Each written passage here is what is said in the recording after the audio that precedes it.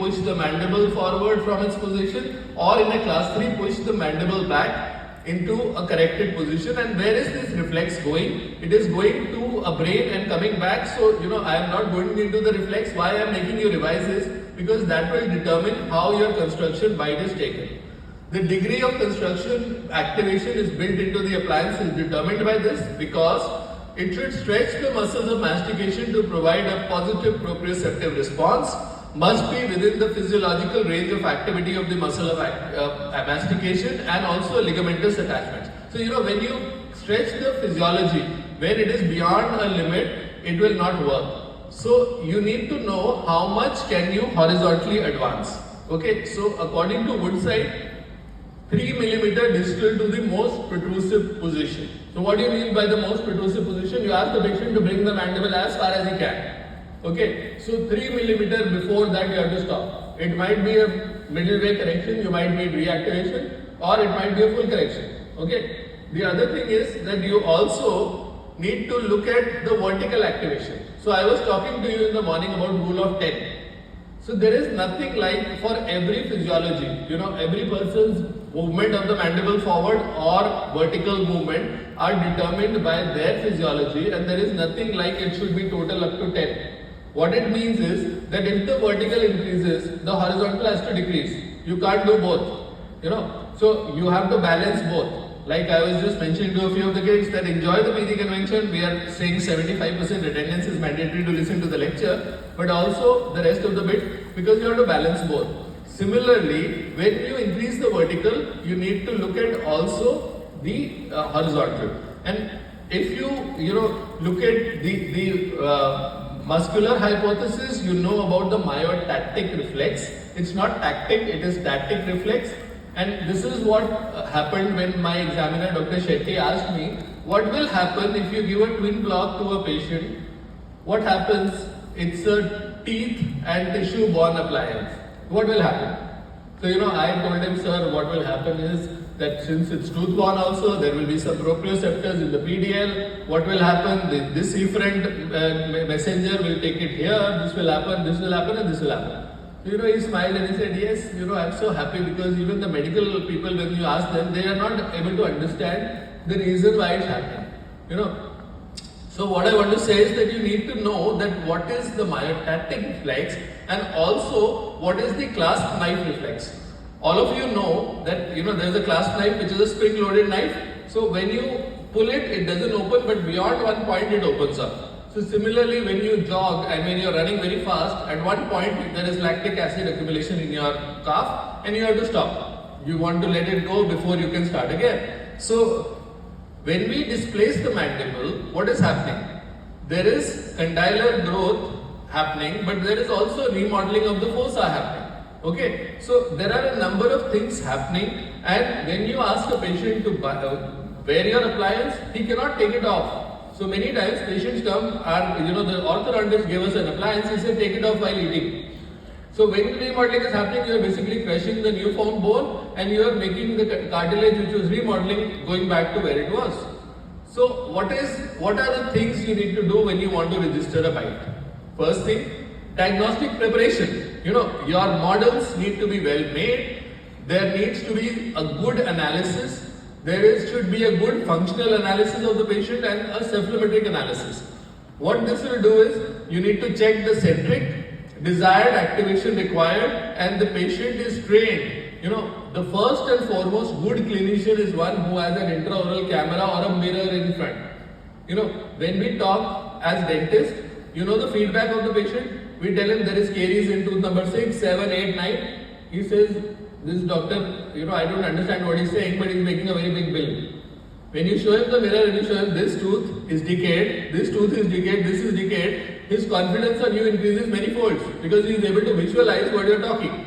So in a functional appliance, when you want to record the bite, you are telling the patient bring the mandible forward. He's unable to understand. So you have to show him a mirror and say bring it here. Now open, close here. So those instructions need to be very good. And if you look at literature, Clark advocates single step advancement in class 2 cases with an overjet of up to 10 millimeters. Right? maximum advancement can be up to 70% of the maximal protrusive path. Okay, if the maximal protrusive path is 15 millimeters, some patients have a maximal protrusive path which is more, you can do 70% of it. Okay, just because rule of 10 says that don't go beyond 10, you will not do, it is not appropriate. Always 3 millimeters behind the maximum protrusive range to prevent the clasp knife reflex. Okay, so you should understand how much you are going to work on. Another thing which is a useful instrument is a Project Bite Gauge. Okay, and you can make it yourself if it's not available. You can buy it online, but if it's not available, what does it have? It has one indentation for the lower incisor and it has 2 millimeter indentations for the upper incisors. So okay, so what you do is you are moving the moving the mandible forward, but you want to make your maxillary incisor come onto one of these 2 millimeter range. Okay, so Project Bite Gauge, if you do not have, I create mine with acrylic myself. It's a very simple thing to make. Okay, you can 3D print it also. It's very easy now. You know, we recently on 8th of December, I got a grant in fact 2 crore rupees worth of Axios CBCT, a scanner, prime scan and a prime print. India's first prime print came to my clinic and a prime scan connect came to me. So, you know, we did a workshop. I did a workshop for 8 countries people on small babies, 2-day-old babies, scanning them and making an appliance and delivering right there. Planning the appliance and 3D printing it. So now the world is changing very differently. So we had a 3-day workshop where we did everything from pre-surgical infant orthopedics to mixed dentition to permanent dentition, and also about indices. So we have published indices on bone graft assessment, on CBCT and many other things which are digital. In fact, I created a course for FDI which is available free online, which you can log in and you can get your certificate of training on digital workflow in Cleft. So that is similar workflow for orthodontics. So you just answer those questions. It's a 5.5-hour course. Another bite gauge which is more precise and more accurate is the George bite gauge. Okay, this is also available on Amazon if you want to buy. Otherwise, you can have a simple acrylic bite block and put wax on top of it. Make the patient position the mandible in a position you want to do. Visualize the midline because you need to know whether it's a laterognathy or a lateroocclusion. Cut away wax from the labial surface because you want to visualize the midline. You want to look at the central incisors, so no wax is required in the midline. Okay, and remove the wax without distortion. And in fact, I'll tell you, all your permanent dentition cases also need to record a bite. Like I said, many times when you deprogram, you put the first wire, the bite might change. The patient might be having a different path of closure. So it is always wise to have a silicone bite record at pre-treatment, right? And many times as a PG student, I would do a Roth setup and I would do equilibration at the end of treatment. Now, never construct bite on articulated cast. Many times we articulate and we have decided to create an appliance, it will not work because mandible doesn't open and close in one plane of space, right? So bite registration, once you've done, you are able to visualize the midline, you are able to visualize the buccal surfaces of your molars, right? So there are some points on the cast which you need to mark. These are fiducial or imaginary marks to measure the vertical change and also to measure the horizontal change. So these fiducial marks on your cast are going to be determinants of the appliance vertical and horizontal opening, right? So these measurements are done through the cast, and never discard your cast which was used to record the initial bite in the exam. Keep that cast because many times when you acrylize, there might be expansion, there might be changes in the acrylization process which might actually change what you had recorded. Okay, so do not discard that. Always, again, progressive activation is possible only when overjets are beyond the range of single advancement. And I have a special session which maybe sometime we meet again on different modes of activation. There are about 10 types of activators which can be already impregnated in your appliance so that you don't need to do anything. You just need to remove it, move it ahead, and it's already activated. So there are a number of those, but this is beyond the purview of how recording of the bite is done. Also, the mandible should be advanced to a comfortable position. So there was a controversy, and this controversy will teach you a lot of things. Go ahead and read this article in 2009 by Jonathan Sandler. Okay, Jonathan Sandler wrote an article on how to take a wax bite for twin block appliance. So this article is your ready reckoner, because in your examiner is going to ask you, you are going to say, oh, in Journal of Orthodontics, the British journal came to be known as the Journal of Orthodontics, you should record the bite like this. Okay, and they talked about the bite should be at least 7 to 8 millimeter thick in the premolar region, and the reason why the patient is asked to close slowly is that so that they can be asked to stop when this 8 millimeter position has been reached. Okay, once this article was published, Clark got very upset. And he wrote a counter article, and this is a master stroke. You must read this article. He talks about the 30 years of experience with twin block and bite recording. He was so upset with this article by Jonathan Sandler because his whole concept had been defreezed. The concept is something else. It is myotactic reflex, but if you record the vertical at 8 millimeter, you have already spoiled the concept of the appliance. Okay, so he wrote that the height of the occlusal blocks are very critical. The bite opening appears to be excessive. When they've shown, Sandler has shown this, it's excessive bite opening, which is not appropriate. He also says that, as twin block appliance was designed for full-time wear, including during eating, so an edge-to-edge bite with small increment, small interincisal space, typically 2 millimeters, encourages the patient to close the jaw normally. Okay, so if you had such a big opening, no appliance would work. Okay, so you look at how literature progresses. The same UK, one center writes about how to record the bite, and then you get Dr. Clark to say, no, it doesn't work, it's wrong. He also explains why, if you have thick blocks, what are the disadvantages. Large blocks will obstruct the tongue, the facial height will become excessive, patient will not be comfortable, patients are embarrassed wearing the appliance, lower molars are not free to erupt. In fact, the bigger bite will not allow eruption, it will cause inclusion. So, he said it's not appropriate, this bite recording is not proper. If bite blocks are too thin, he writes, what happens? That this allows the patient to retract the mandible back.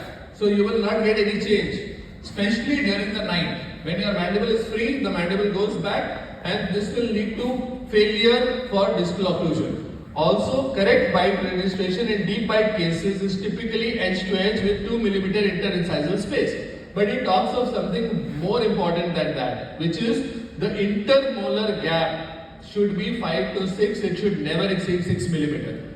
Okay, interpremolar gap. So, try and realize that sometimes the premolar has not erupted fully. This interpremolar gap is when the premolar is fully erupted. Okay, so if it is not erupted, you need to compensate for that margin also to look at the wax difference. Okay. Now, if you had to record a construction bite for an activator or a bionator, would it be different?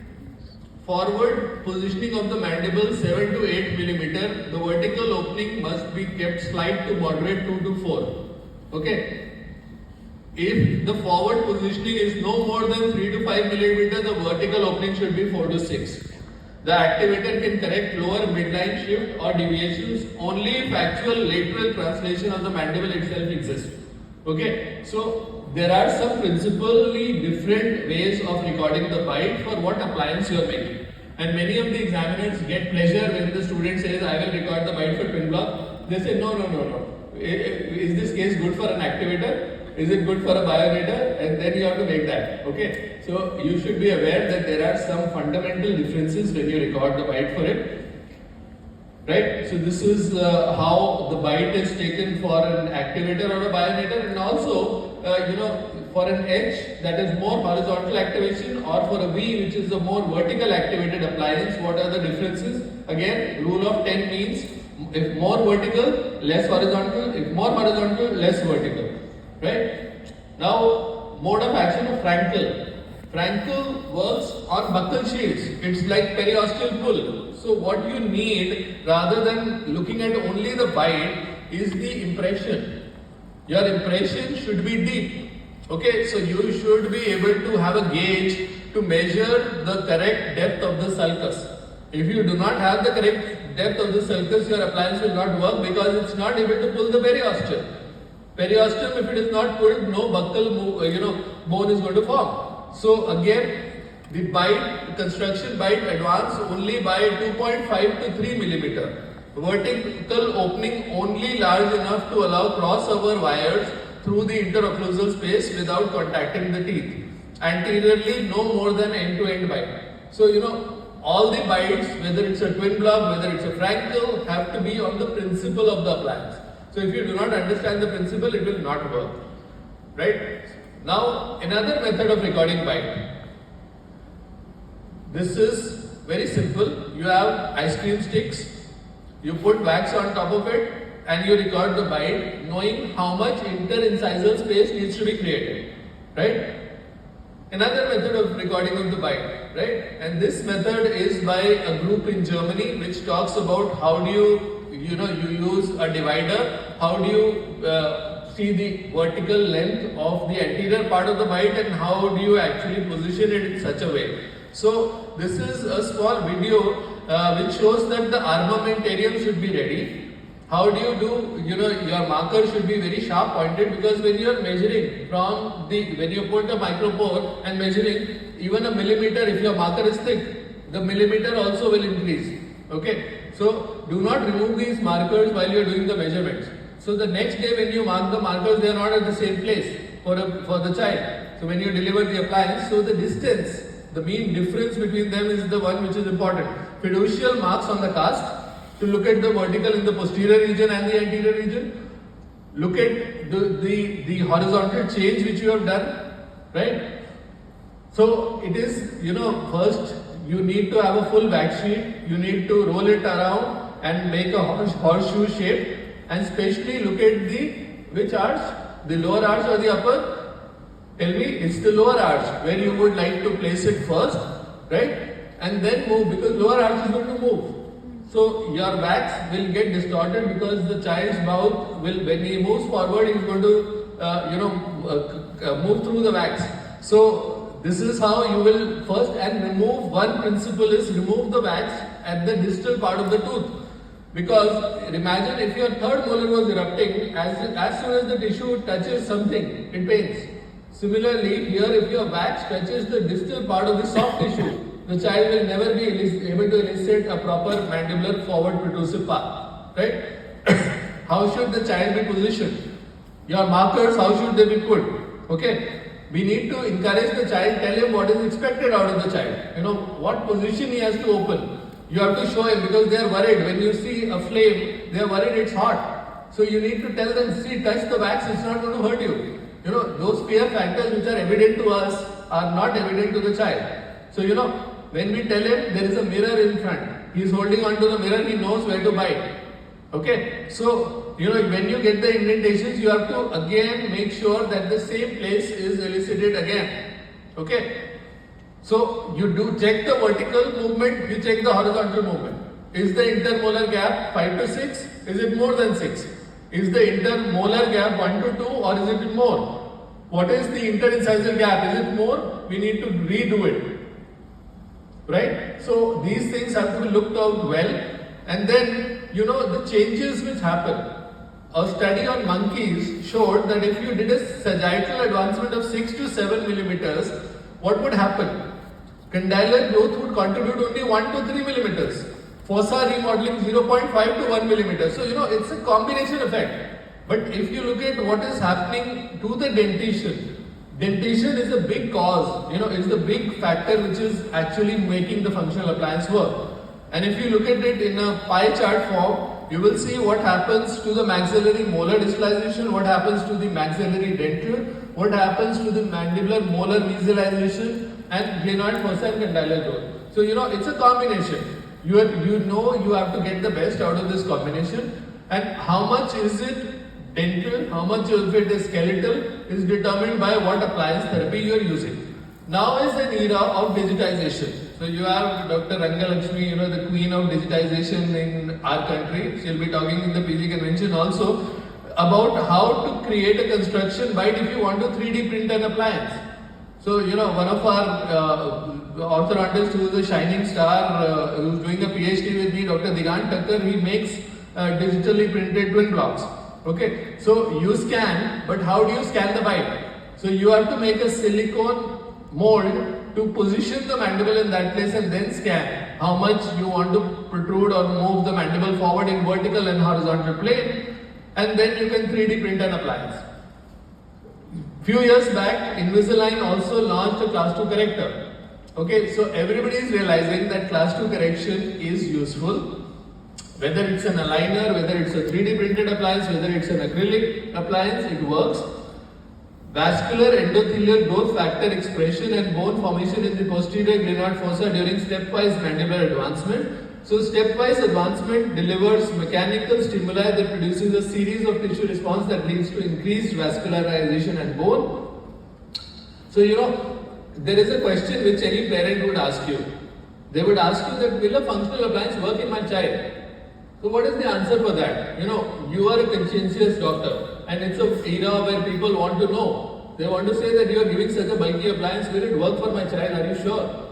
So are you aware that there is research on that as well? You have salivary markers, and University of Hong Kong, Backraby and the group, they found that the Indian hedgehog gene, they've named it Indian hedgehog gene in the condylar region, can tell you the expression whether the appliance will be useful or not. Okay, so there is evidence for everything, and like here, the upper airway changed from a single step versus stepwise during functional appliance therapy. Both of them showed enlargement of the oropharyngeal space dimension. So many times, a patient who is having an OSA because of the oropharyngeal region, you know, there are different parts of the airway, so that region can be corrected. TMD can be corrected with a functional proper bite recording, right? So you have a biofinisher in a twin block. There are multiple other TMJ appliances which require a functional bite registration, and the functional appliances induce mandibular significant posterior morphological changes over the short term are different, but eventually the mandible comes back to its original shape. So if you need a summary of what needs to be done in a bite, the patient needs comprehensive analysis. Stimulation of mandibular growth is what we are doing. It may be relative or it might be absolute. Inhibition of maxillary growth, a less important component. Distal movement of the upper dentition, mesial movement of the lower dentition, and proclination of incisors is likely to happen. So how are you compensating for it is the question. So, you know, again, bite recording is not just putting a wax in the mouth of the child and making him bite. You know, a vigilant doctor knows what is anticipated and why you are doing it. Okay, and similarly, a vigilant patient's parents are looking at you to understand that whether this appliance is going to work in their child's mouth or not. So, thank you very much for a patient hearing, and thank you for the organizers for this opportunity. Thank you, sir.